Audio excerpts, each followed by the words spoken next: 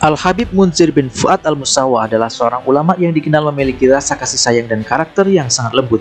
Keseharian Habib Munzir selalu berdakwah melalui berbagai majelis yang terus mengumandangkan sholawat, khususnya majelis yang dipimpinnya, yaitu Majelis Rasulullah.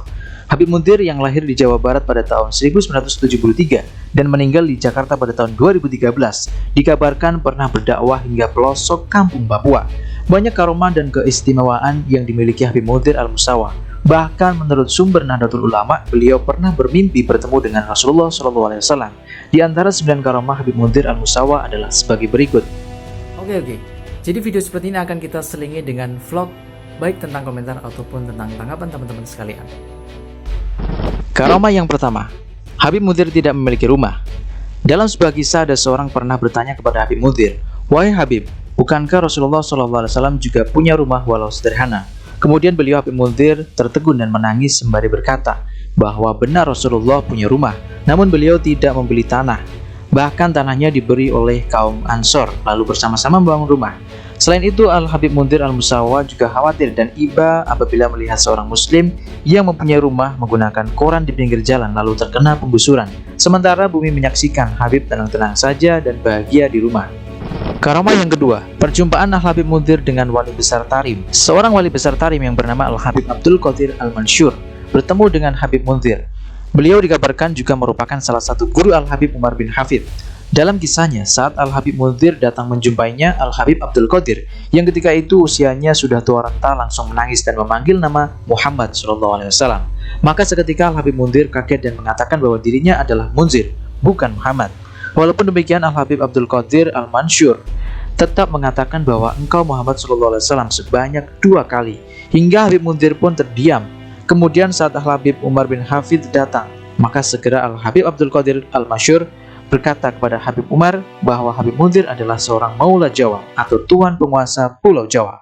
Dan Habib Umar bin Hafid pun hanya tersenyum mendengarnya. Karomah yang ketiga, kesaksian seorang ibu dari Australia jamaah Majelis Rasulullah SAW. Al-Habib Munzir adalah ulama yang ketika pergi pasti disambut tangis dan cinta oleh para jamaahnya. Beliau bahkan sampai ke pedalaman Papua. Habib masuk ke daerah yang sudah ratusan tahun belum dijamah para dai sekalipun, bahkan dengan biaya beliau sendiri. Ratusan orang yang sudah masuk Islam di tangan Habib Munzir, dan tidak sedikit pula orang bermimpi Rasulullah yang selalu hadir di majelisnya. Dikisahkan bahwa ada seorang ibu-ibu dari Australia yang selalu bermimpi jumpa dengan Rasulullah. Ia sudah baiat dengan banyak sekali thariqat, dan kabarnya telah hampir 10 tahun ia tak lagi bisa melihat Rasulullah lagi dalam mimpinya.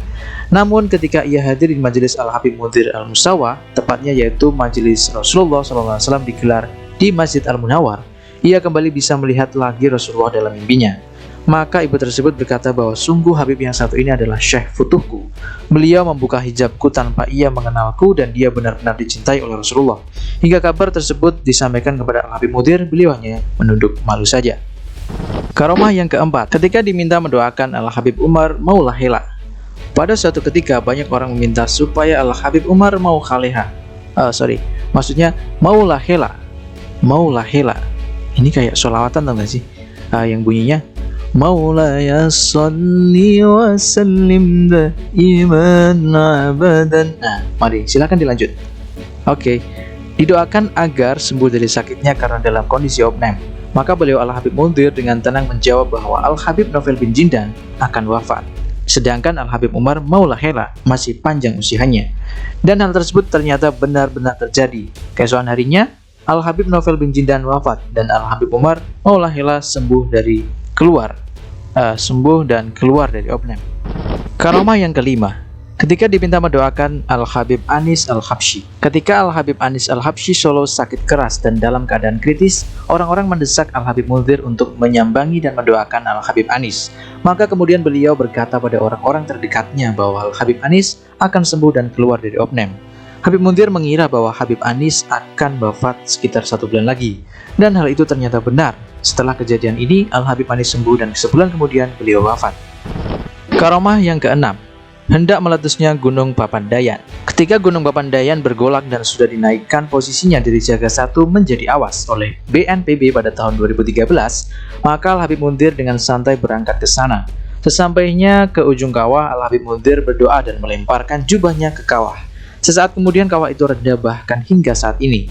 Kejadian ini pun sudah bertahun-tahun lalu, dan VCD atau dokumentasi dari kejadian Al-Habib Mundhir tersebut disimpan di markas Majelis Rasulullah. Namun beliau Al-Habib Mundhir melarang untuk menyebarkan dokumentasi itu. Karamah yang ketujuh, kisah sang dukun Beji Depok.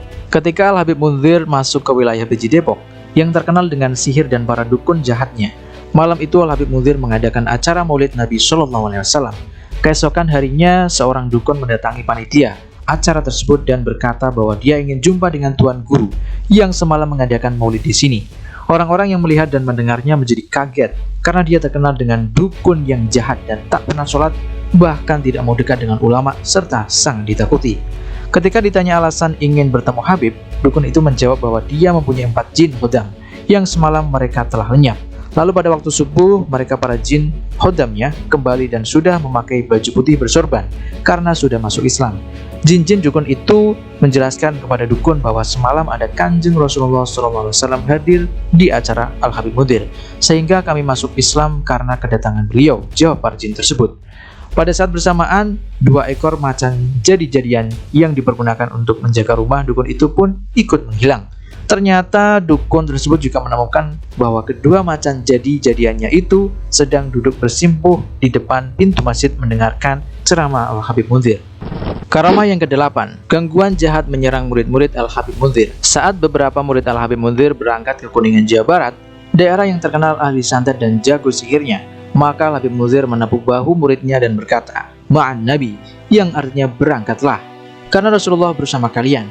Maka saat mereka membaca maulid, tiba-tiba terjadi angin ribut yang mengguncang rumah itu dengan dahsyat. Lalu mereka meminta kepada Allah perlindungan, dan teringat Al-Habib Mundhir dalam hatinya. Tiba-tiba angin ribut menjadi reda, dan mereka semua mencium aroma minyak wangi yang biasa dipakai Al-Habib Mundhir, yang seakan lewat di hadapan mereka. Dan terdengar pula ledakan bola-bola api di luar rumah yang tak bisa masuk ke dalam rumah tersebut. Ketika mereka pulang, diceritakanlah semua kejadian tersebut kepada Al-Habib Mundhir, dan beliau hanya senyum dan menunduk malu. Karamah yang ke-9, saat Al-Habib Mundhir berdakwah di Bali. Saat Al-Habib Mundhir berkunjung ke Bali dan hendak menginap di salah satu hotel, seorang muslim berkata bahwa semua hotel sudah penuh. Oleh karenanya, Habib ditempatkan di dekat kediaman Raja Dukun Leak di Bali.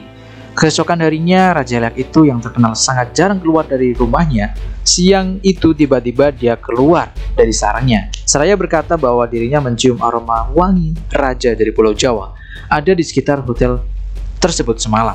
Dan yang dimaksud itulah adalah sosok Habib Mundhir bin Fuad al-Musawa. Sosok Habib yang selalu mendebar kasih sayang, berdakwah, selalu diiringi wanginya majelis Rasulullah SAW. Oke, itu tadi adalah 9 karomah yang dimiliki oleh Al-Habib Mundhir bin Fuad al-Musawa. Sebenarnya kisah-kisah nyata yang ada di dalam video ini itu tidak ada apa-apanya dengan kisah karomah yang dirasakan muridnya, yaitu Al-Habib Mundhir secara langsung di majelis Rasulullah. Oleh karena itu, bagi teman-teman yang punya cerita bisa diceritakan karomah-karomah seorang ulama yang langsung melihat secara nyata pakai mata sendiri di kolom komentar. Terima kasih dan Assalamualaikum warahmatullahi wabarakatuh.